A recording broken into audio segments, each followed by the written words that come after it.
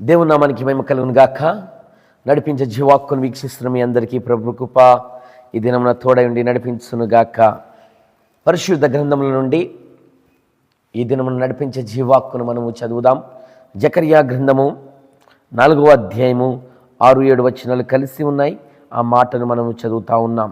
అప్పుడు అతడు నాతో ఇట్లా, నేను జెరుబాబెలునకు ప్రత్యక్షమగు యెహోవాకు ఇదే శక్తి చేతనైనను బలము చేతనైనను కాక నా ఆత్మ చేతనే ఇది జరుగునని యెహోవా సైన్యములకు అధిపతి యెహోవా సెలవిచ్చెను. దేవుని బిడ్లారా, ఈ దినమున ప్రభు నీతో మాట్లాడుతూ ఉన్నాడు. శక్తి చేతనైనను కాక బలము చేతనైనను కాక నా ఆత్మ ద్వారానే కార్యము జరిగిస్తానని ప్రభు ఈ దినమున నీతో మాట్లాడుతూ ఉన్నాడు.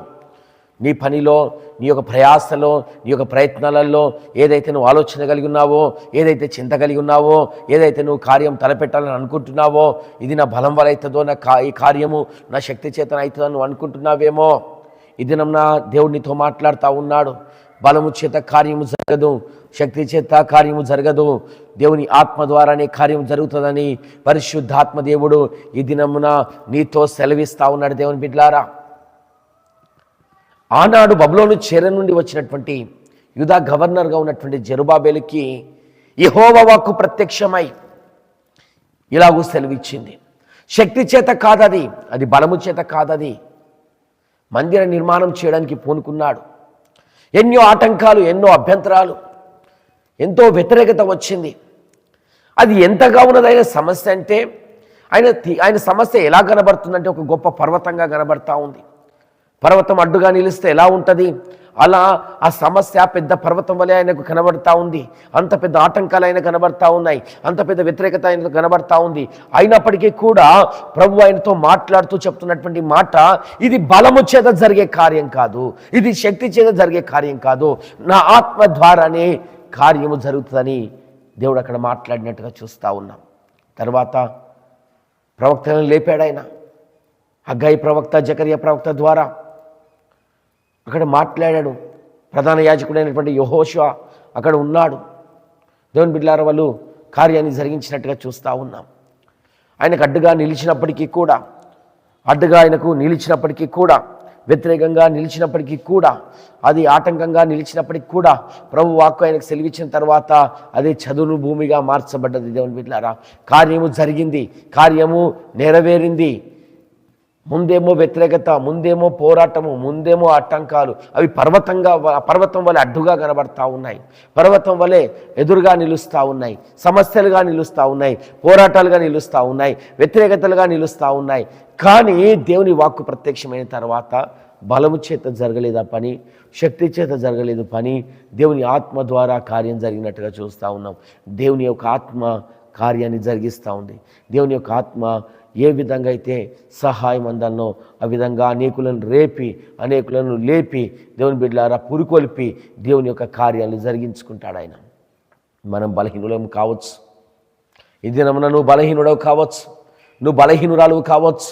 నీ సమస్య ఎదుట నువ్వు బలహీనంగా ఉండవచ్చు, నీ సమస్య ఎదుట నువ్వు బలహీనురాలుగా ఉండవచ్చు, నీ పోరాటంలో నువ్వు బలహీనురాలుగా నువ్వు ఉండవచ్చు, నీ దగ్గర శక్తి లేకపోవచ్చు.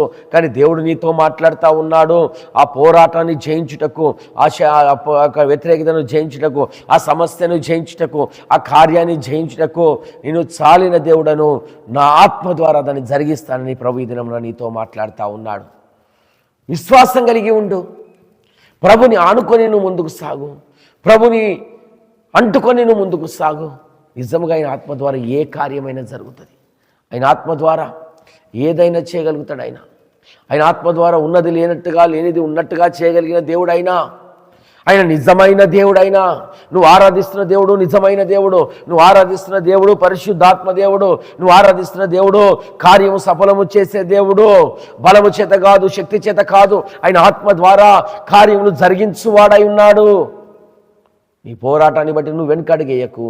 అది నిశ్చయంగా ప్రభువు దాన్ని చదునుగా చేస్తాడు, దాన్ని సారాలను చేస్తాడు.